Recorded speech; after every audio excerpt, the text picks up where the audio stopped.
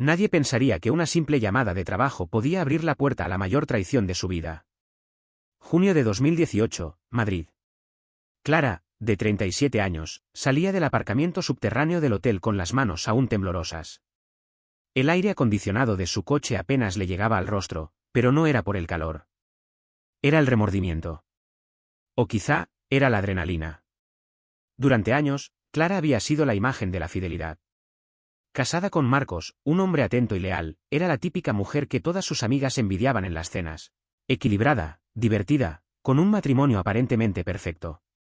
De esas que sonríen mientras afirman, yo no tengo nada que ocultar. Pero esa tarde, había salido de una habitación de hotel barato en las afueras, con un secreto imposible de borrar. Lo que pasó allí no había sido fruto de una pasión descontrolada ni de una copa de más. Fue planeado. Fríamente. Con fecha y hora marcada en el calendario. Bajo la excusa de un evento que nadie cuestionaría. El detonante, Leo. Alto, carismático, descarado. Compañero de trabajo de su cuñada, conocido entre algunos del equipo por su fama de conquistador. Era uno de esos hombres que hablaban poco, pero miraban mucho. El tipo de presencia que, sin decir nada, lo decía todo. Cada verano venía a visitar a su hermana, y cada año dejaba historias a medio contar entre pasillos y reuniones. Era imposible confirmar que era real y que era exageración, pero nadie salía indiferente tras conocerle. Clara había escuchado sobre él durante años. Rumores, anécdotas, confesiones entre risas y copas. Algunas compañeras lo recordaban como una noche inolvidable. Otras, simplemente bajaban la mirada cuando se le mencionaba. Una, en especial, le confesó a Clara que había sido la mejor experiencia de su vida, y también la más peligrosa. Lo que viví con Leo no se puede explicar. Pero te juro que después de eso, me sentí más unida que nunca a mi marido, le dijo aquella tarde, con la voz entre emocionada y culpable. Esa frase quedó resonando en la cabeza de Clara como un eco imposible de callar. Cuando Marcos le anunció que estaría 3 días fuera por un viaje de negocios a Valencia, algo se quebró dentro de ella. Una parte que llevaba años dormida despertó con fuerza. No fue una decisión impulsiva. Fue casi quirúrgica. Medida. ¿Limpie? Contactó con su cuñada Laura, la hermana de Leo. Y, con aparente inocencia, preguntó si su hermano iba a pasar por Madrid este mes. El resto ocurrió como en cámara lenta. Un cruce de mensajes. Una cita en un lugar donde nadie la reconocería. Una historia que no tendría testigos. Un error o una liberación. Todavía no lo sabía. Mientras conducía, Clara recordaba cada instante. No lo que había pasado exactamente, sino cómo se había sentido, poderosa, deseada, viva. Y al mismo tiempo, rota. No por lo que hizo, sino por lo que significaba. Lo que Clara no sabía, lo que no podía ni imaginar, era que alguien ya lo sabía todo. Ese evento con gran deseo, como lo había anotado en su calendario, estaba a punto de convertirse en el punto de partida de una historia mucho más grande. Una historia de secretos, de traiciones que duelen más cuando vienen de quienes confías, y de una venganza que nadie vio venir, ni siquiera ella. Clara había intentado convencerse de que era una locura pasajera. Algo que pasaría. Un impulso que, al ignorarlo, desaparecería. Pero entonces, el lunes por la mañana, su móvil vibró con un número desconocido. Estoy deseando que llegue nuestro encuentro. Laura dice que lo pasaremos bien. Reserva una habitación en el motel Arcoiris, en la calle Fuencarral. Envíame el número. Estaré allí por la tarde. Fría. ¿Directa? Sin adornos. Clara se quedó mirando el mensaje durante varios segundos. Le molestó su tono imperativo, como si ya estuviera todo decidido, como si ella no tuviera voto. Pero lo que más le desconcertó fue otra cosa, ese nudo en el estómago que no era culpa, sino anticipación. Minutos después, ya estaba buscando el motel en Google Maps. Pagó en efectivo, mirando al recepcionista con cierta incomodidad. Aquel lugar no era como los hoteles elegantes donde solía alojarse con Marcos durante sus escapadas. Este olía a tabaco rancio y a historias que nunca se contaron. Cuando subió a la habitación 24, la primera emoción fue el rechazo, pero no se fue. 30 minutos antes de la hora acordada, se cambió. Eligió un vestido sencillo pero ajustado, y unos tacones que usaba solo en ocasiones especiales. Se miró en el espejo. Por fuera era la misma Clara de siempre. Por dentro, algo había cambiado. La ansiedad llegó cuando él no apareció a la hora señalada. 5 minutos de retraso. Luego 10. Cada segundo que pasaba, su rabia crecía. ¿Y si todo había sido una broma? ¿Una prueba cruel del destino para recordarle que no estaba hecha para jugar con fuego? A las 12:22, su teléfono vibró. Un nuevo mensaje. Habitación 24 confirmada. Llego en 10 minutos. Quiero que estés desnuda cuando entre. Si no, me voy. Clara apretó el móvil con fuerza. Sentía ira, sí, pero también una especie de orgullo herido. Como si ese hombre que apenas conocía la estuviera retando. Como si no le viera como una mujer completa, sino como una más. Iba a demostrarle que se equivocaba. Se desvistió. Se sentó. Esperó. A los 20 minutos exactos, alguien llamó a la puerta. Abrió sin decir palabra. Y ahí estaba él, Leo. Alto, seguro, con una sonrisa entre irónica y letal. Su presencia llenaba la habitación. Su mirada no era la de un galán de película, sino la de alguien que estaba acostumbrado a cruzar límites sin pedir permiso. ¿Leo? Preguntó, fingiendo confusión. ¿Quién más iba a ser? Abre la puerta, Clara. Él entró, cerró tras de sí y la observó como si ya la conociera. Sin pudor, sin disimulo. Ella sintió su pulso acelerarse. Vaya. Laura ha sido generosa esta vez, dijo él, con media sonrisa. No suelo salir con mujeres que me superan en edad. Esa frase fue como una chispa. Clara, que hasta ese momento se sentía vulnerable, reaccionó. Algo se encendió en su interior. No iba a ser una anécdota más para ese hombre. Iba a ser la excepción. La que no se olvida. Lo que ocurrió a continuación fue intenso. No fue solo deseo. Fue un cruce de poder, curiosidad y una extraña complicidad. Clara no recordaba en qué momento exacto desapareció su culpa, pero cuando los dos yacían en silencio, respirando al unísono, supo que nada volvería a ser como antes. Al bajar al aparcamiento, esperaba al menos un gesto, una palabra. Pero Leo solo la miró, y dijo: El año que viene quiero hacer esto con Virginia McDaniel. Ayuda a tu cuñada a que lo arregle. Después le dio un beso en los labios, se metió en su coche y se marchó como si nada. Clara se quedó en silencio, paralizada. Abrió el calendario de su teléfono. Durante un segundo, pensó en eliminar la entrada. Pero no. La tachó con una sonrisa cínica. No era simplemente evento con deseo. Era un punto de no retorno. Marcó otro evento, el de Marcos, con la misma etiqueta. Pero esta vez, ya no había ironía. Había una certeza, nada en su vida seguiría igual. 29 meses después, una alarma sonaría a las 4:45 de la mañana. La rutina seguiría. El café, el tráfico, los mensajes sin emoción. Pero lo que había empezado aquella tarde en la habitación 24, aún estaba muy lejos de terminar. El sonido del despertador rompió el silencio a las 4:45 de la mañana. El mismo pitido, la misma rutina. Marcos no necesitaba pensar. Simplemente se incorporó, aún en la oscuridad, y permaneció un instante en silencio mientras el viejo tema de Toby Cases sonaba suavemente desde el altavoz del baño. Un golpe sordo lo sacó de su letargo. Buck, su pastor australiano de 11 años, había saltado al pie de la cama. Se quedó ahí, entre Clara y él, observando, como si esperara una señal. Luego su cola empezó a moverse, primero despacio, después con fuerza, golpeando rítmicamente el marco de madera. Era su forma de decir: es hora. ¿Por qué demonios tan temprano, compañero? Gruñó Marcos con media sonrisa, mientras el perro le lamía la cara con la misma energía de siempre. Era un nuevo día en la familia Harrington. O al menos eso parecía. Diciembre en Madrid puede ser cruel. Helado. El tipo de frío que se mete por dentro aunque lleves abrigo. Marcos ya lo sabía. 2 capas de ropa, calcetines térmicos y las zapatillas de siempre bastaban para la caminata matutina. Buck y él tenían un ritual sagrado: salir al parque antes del amanecer. Ninguno de los dos necesitaba hablar. Después de más de una década juntos, funcionaban en piloto automático. Pero esa mañana algo se sintió distinto. Cuando llegaron a la acera, Buck gruñó. No lo hacía sin motivo.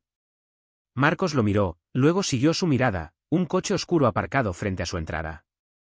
Dos hombres uniformados salieron con paso firme. Durante un segundo, su corazón se aceleró de emoción. Danny, pensó. Ha vuelto sin avisar. Y ha traído compañía. Pero pasaron 5 segundos. Luego 10. Y la puerta trasera del coche seguía cerrada. Y entonces lo entendió. Danny no estaba de permiso. Danny no volvería jamás. Atónito, Marcos se acercó a los oficiales del ejército con pasos pesados. Ellos no tuvieron que decir nada. El silencio lo gritaba todo. Voy a sacar al perro, si no, no me dejará en paz, murmuró, sin mirarlos directamente. Buscad una cafetería cerca. Encontrémonos aquí a las 6:30. Por supuesto, señor, respondió el capitán, con una voz cargada de respeto, antes de alejarse con su compañero. Con los ojos húmedos y el alma en ruinas, Marcos continuó caminando hacia el parque. El mismo parque de siempre, pero ahora era un paisaje ajeno. Buck se adelantó, como siempre, olfateando rastros invisibles. Marcos se sentó en su banco habitual, las manos entrelazadas, la mirada perdida en el cielo aún oscuro. Su hijo tenía solo 20 años. Durante los primeros 18, todo parecía haber ido bien. Era un chico brillante, alegre, con talento. Buen estudiante, deportista, actor. Incluso había protagonizado una obra musical en el instituto. Todos le admiraban. Todos le querían. ¿Entonces qué salió mal? La primavera de su último año fue el principio de algo que nadie supo identificar. Danny empezó a cerrarse, sobre todo con su madre. Su relación con Clara se volvió distante, fría. Hostil. Marcos intentó acercarse. Quiso entender. Pero Danny no hablaba. Solo se alejaba más. El punto de quiebre llegó una noche. Durante la cena, tras una discusión inesperadamente violenta, Danny se levantó y se marchó. Desapareció durante 3 días. Clara y Marcos lo buscaron por todas partes. Hablaron con amigos, profesores, entrenadores. Nadie sabía nada. O no decían nada. Cuando volvió, no hubo explicación. Solo silencio. Marcos no quiso presionarlo. Pero si fue claro, no toleraré ninguna falta de respeto hacia tu madre. Danny no respondió. Solo asintió, seco, distante. Y en algún lugar entre ese silencio y el viaje a la base, el hijo que conocían dejó de existir. Marcos respiró hondo. El aire frío quemaba al entrar. No era solo el dolor. Era el sentimiento de no haber visto venir nada. De haber estado demasiado ciego, demasiado confiado. Y aunque no lo sabía aún, esa muerte iba a abrir una caja de verdades escondidas que jamás imaginó tener en su propia casa. En su momento, Marcos pensó que era una frase inofensiva. Una de esas máximas heredadas de los abuelos. Si no tienes nada bueno que decir, mejor no digas nada. Danny asintió. No respondió. Y desde ese día, dejó de hablarle a su madre. No hubo gritos. No hubo portazos. Solo un silencio pesado, casi ofensivo. En cambio, con Marcos seguía siendo el de siempre, amable, educado, incluso afectuoso. Pero con Clara, ni una palabra. El vacío se mantuvo durante la ceremonia de graduación del instituto. Ni una sonrisa, ni una felicitación. Solo un asiento vacío entre ellos. Pasaron semanas. El verano avanzaba y la tensión era tan densa que ya nadie fingía lo contrario. Hasta que una noche de julio, en medio de un miércoles anodino, Danny rompió la rutina. Clara y Marcos estaban en el salón, ella hojeando una novela, él tarareando una canción antigua mientras la música sonaba baja de fondo. Fue entonces cuando escucharon pasos en la cocina. Pensaron que Danny habría bajado por la escalera trasera como otras veces, directo al frigorífico, sin saludar. Pero no. Se aclaró la garganta. Y cuando Marcos levantó la vista, su hijo estaba en el umbral. ¿Podemos hablar?, dijo. Claro, respondió Marcos, aliviado. Pero lo siguiente le sorprendió aún más. Los tres. Por favor. Marcos y Clara intercambiaron una mirada. Sin decir nada, se levantaron y lo siguieron. En la cocina, Danny colocó sobre la mesa un cheque. 1000 euros, dijo, con voz firme. ¿Qué es esto? Preguntó Marcos, confundido. La matrícula no reembolsable del Boston College. He cancelado mi inscripción. No voy a ir a la universidad. En 2 semanas recibiréis el resto del dinero. El silencio fue inmediato. Un segundo de incredulidad, y luego el aluvión de preguntas. ¿Cómo que no vas? ¿Y el dinero? ¿Y tu plaza? ¿Te das cuenta de lo que esto significa? Danny no parecía alterado. Tenía todo calculado. En algunos casos, la universidad permite reembolsos casi completos, fallecimientos en la familia, enfermedad grave. Eso no aplica a nosotros, interrumpió Clara, seca. Fue en ese instante que Marcos recordó haber leído algo en la letra pequeña del contrato. Otro motivo de cancelación, alistamiento militar. Clara también lo entendió. Giró la cabeza hacia Marcos, luego de nuevo hacia su hijo. Te prohíbo alistarte. Eso no va a ocurrir, dijo, con una voz que no admitía réplica. Irás a la universidad. Danny la miró en silencio. Luego, con calma, empezó a explicarse. Mamá, no entiendes. El ejército no invita. El ejército ordena. Estoy bajo compromiso. Si no me presento, podrían arrestarme.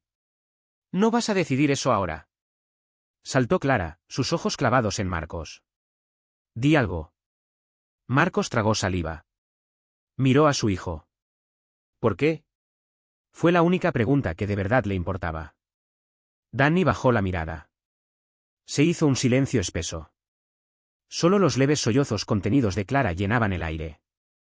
Al cabo de unos segundos, Danny alzó la cabeza. Sus ojos brillaban, no de tristeza, sino de convicción. Porque necesito crecer. Necesito convertirme en un hombre. No puedo seguir así. Marcos intuía que había algo más. Que eso no era toda la verdad. Justo cuando Clara iba a replicar, Marcos le tomó la mano suavemente. La detuvo con la mirada. Déjale hablar. Danny respiró hondo. Luego, en voz baja, confesó. Llevo meses enfadado. Perdido. Y lo peor es que no puedo contároslo. No tengo el valor. No puedo sentarme con toda la familia y explicarlo. No puedo. Clara preguntó, con un susurro que cortaba como cuchilla. ¿Eres gay? El silencio que siguió fue violento. Danny ni siquiera respondió. Pero Marcos lo supo. No porque la pregunta fuera cierta, sino por la expresión de su hijo. La herida. La ofensa. Marcos golpeó la mesa, sin poder contener la rabia. ¿Qué clase de pregunta es esa? Luego se giró hacia su hijo, con la voz quebrada. ¿Entonces estás huyendo? Danny lo miró fijo. No me escuchas, papá. No estoy huyendo. Estoy persiguiendo algo. Quiero encontrar mi lugar. Quiero saber quién soy. Y creo que 3 años en los Marines es la forma más rápida de hacerlo. En ese momento, Buck se acercó a Marcos y le empujó suavemente la pierna con el hocico. Él lo entendió. Necesitaba respirar. Salió al parque con su viejo bate y la pelota mordida de siempre. En la oscuridad del amanecer, lanzó la pelota. Buck corrió tras ella con la misma energía de siempre, ajeno al caos que estallaba en casa. Pero en el corazón de Marcos, algo ya se había roto.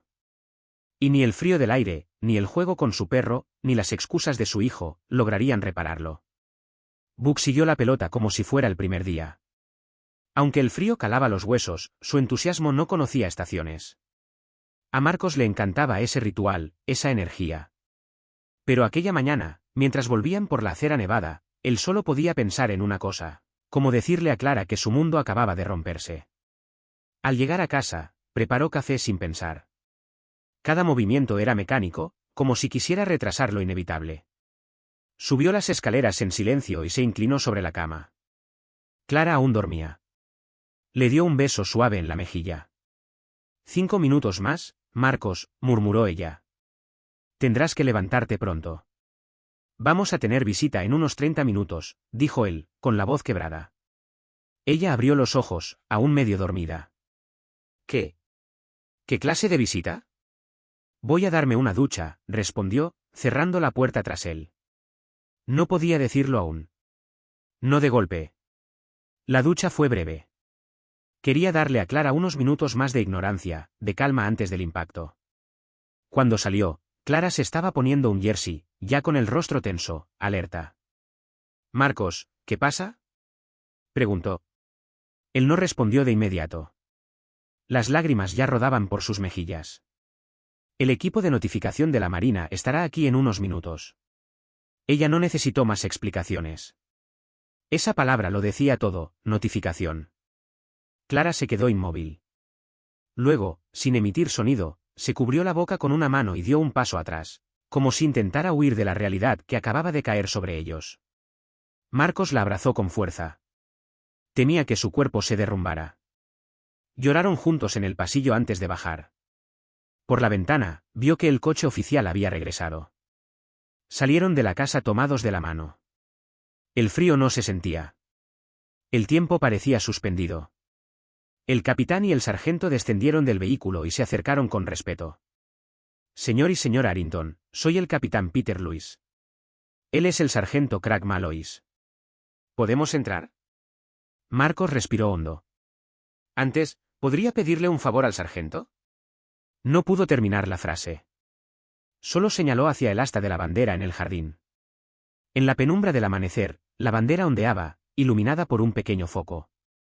El sargento lo comprendió de inmediato. Marcos abrazó a Clara mientras el capitán se cuadraba y con lentitud solemne, bajaba la bandera. Todo después fue una neblina, los formularios, las palabras cuidadosamente elegidas, las expresiones de pésame. Dan estaba en Siria. Formaba parte de una patrulla. El vehículo delante del suyo activó una bomba. Se incendió. Danny bajó corriendo, sin pensarlo, para rescatar a sus compañeros. Una segunda explosión lo mató en el acto. Cuando todo estuvo dicho, el capitán pidió a Marcos que le acompañara al coche. Sacó un sobre de su bolsillo, doblado con precisión militar. En la parte frontal, el nombre de Marcos estaba escrito con la letra de su hijo. Debajo, una frase. «Por favor, destruya esta carta si no puede ser entregada directamente a mi padre». Marcos no pudo abrirla. No esa noche. La dejó sobre el escritorio de su despacho, como si quemara. Horas más tarde, con 3 vasos de bourbon en el cuerpo y el alma hecha trizas, encendió una lámpara tenue. Se sentó y rompió el sobre. «Querido papá. Siento que estés leyendo esto. Ojalá no tuviera que escribirla. Ojalá este papel nunca hubiese salido de mi mochila. Pero si estás leyendo esto, es porque no he vuelto. Y lo siento. Lo siento con cada parte de mí. Hay tantas cosas que lamento. Pero sobre todo, lamento el dolor que te estoy causando ahora. Sé que ninguna palabra podrá aliviarlo. Lo único que me queda es la esperanza de que entiendas por qué hice lo que hice. No sé cómo he muerto. Mientras escribo esto, aún estoy vivo. Rezo para haber caído haciendo algo bueno. Algo que haya valido la pena. Quiero que estés orgulloso de mí, aunque sé que, en el fondo, yo no lo estoy de mí mismo. Sé que suena extraño. Pero a veces siento que he sido un cobarde. No por irme, sino por lo que he callado». Marcos se detuvo. No pudo seguir leyendo de inmediato. Sus manos temblaban. «Siempre te he admirado, papá. Tu forma de enfrentar los problemas. Tu sinceridad brutal.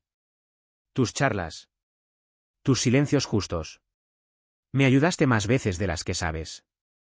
Y aún así, no pude contarte todo». La carta no había terminado. Pero algo dentro de Marcos ya lo sabía. Su hijo se había ido lleno de secretos. Y uno de ellos estaba a punto de cambiarlo todo. «Aprecio nuestras conversaciones, papá. Siempre fuiste directo. Nunca esquivaste un tema, por duro que fuera. Cuando había problemas, los enfrentabas. Los míos, los de mamá, los de todos. Crecí queriendo parecerme a ti. Tu valor, tu rectitud, tu forma de poner orden sin levantar la voz. Pero yo no soy como tú. Me faltó el coraje. Fui cobarde cuando más importaba. Fui cobarde por no preguntarte tu opinión antes de alistarme. Por no contarte lo que realmente me empujó a irme. Y por escribirte esta carta, en vez de sentarme frente a ti, mirarte a los ojos y contarte la verdad. Papá, mamá te engañó». Marcos sintió un nudo en el pecho. Como si todo el aire hubiese sido expulsado de la habitación de golpe. Pero siguió leyendo. No es algo que me contaran. No es un rumor. Lo vi con mis propios ojos. Unas semanas antes de mi graduación, mientras estábamos en la cocina, escuché el móvil de mamá sonar. No estaba espiando. Vi la pantalla. Era un mensaje explícito. Demasiado.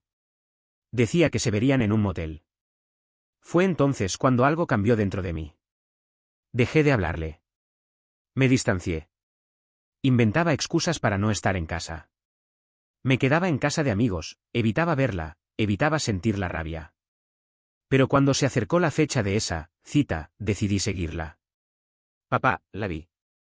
La vi salir de casa. La seguí hasta el motel. Entró sola. Minutos más tarde, llegó él. Un hombre joven. Alto. Entró sin dudar. Estuvo con ella más de 3 horas. Salieron por separado. Se besaron antes de despedirse. Desde ese día, todo en mí se rompió. Perdí la fe en muchas cosas. Y aunque intenté aparentar que todo iba bien, ya no podía seguir igual. Tú siempre me enseñaste a no huir, pero yo sentí que necesitaba salir de todo eso para poder entender quién era. Y por eso me fui. Al ejército. A aprender quién podía llegar a ser lejos del dolor, lejos de las mentiras. Pero, no quería que murieras sin que tú supieras la verdad. Lo pensé muchas veces. A mi regreso, iba a sentarme con vosotros. Íbamos a hablar, en esa cocina donde tantas veces arreglamos el mundo. Iba a decírtelo todo. Pero si estás leyendo esto, es porque ya no volví. No quiero que esta carta te hunda. Quiero que te dé fuerza. Quiero que sigas siendo tú, incluso sin mí. Con amor eterno. Tu hijo. Dan. Marcos cerró los ojos. No lloró. No gritó. Se quedó en silencio. Un silencio brutal, devastador. La carta cayó sobre el escritorio. Los siguientes días fueron como flotar bajo el agua. El funeral, los abrazos, los discursos, la bandera plegada que ahora ocupaba el lugar más sagrado de la casa. Dan fue enterrado con todos los honores militares. Vinieron marines de todas partes. Familiares. Amigos. Conocidos que solo querían rendirle tributo. Y aún así, nada de eso calmaba el vacío. Era diciembre. Hacía frío, pero no lo suficiente como para congelar el infierno que ardía dentro de Marcos. 10 días después, volvió a su rutina. O lo intentó. Como todos los lunes, cenarían en casa de sus suegros. Una tradición que nunca habían roto. Pero ese día, algo le decía que no sería igual. Llegó antes de lo habitual. Aparcó unos metros más atrás. Desde el coche, vio la casa iluminada y a Clara llegar a la hora de siempre. Se bajó del coche, pero no caminó hacia la puerta. 15 minutos más tarde, una ayudante del sheriff llamó a la puerta. No llevaba uniforme completo, solo una carpeta y gesto tenso. Hubo un breve intercambio. Algo que no pudo oír, pero sí percibir. La ayudante se retiró sin entrar. Marcos esperó unos minutos más. Respiró hondo. Encendió el coche, lo condujo hasta la entrada, se bajó, cruzó la puerta principal. Nadie se sorprendió al verlo. Allí estaban Clara, sus padres, Pat y Marie, sentados en el sofá. No hablaban. No se movían.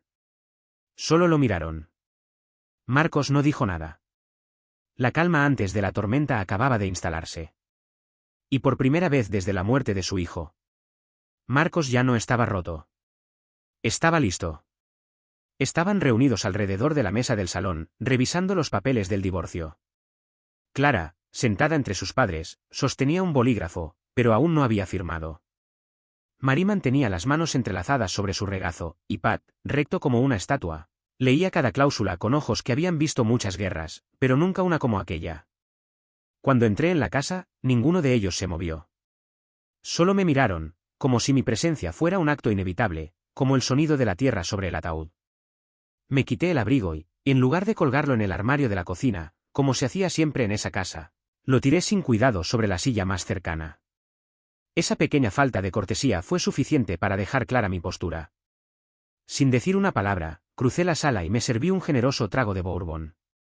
Uno bueno, uno reservado para visitas especiales.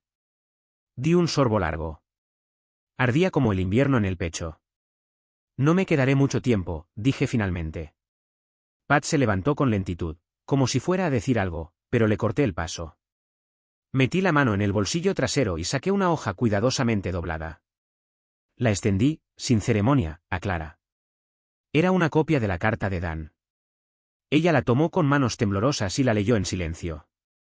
Sus padres se acercaron, y los tres pasaron sus ojos por esas líneas que ardían más que cualquier bebida.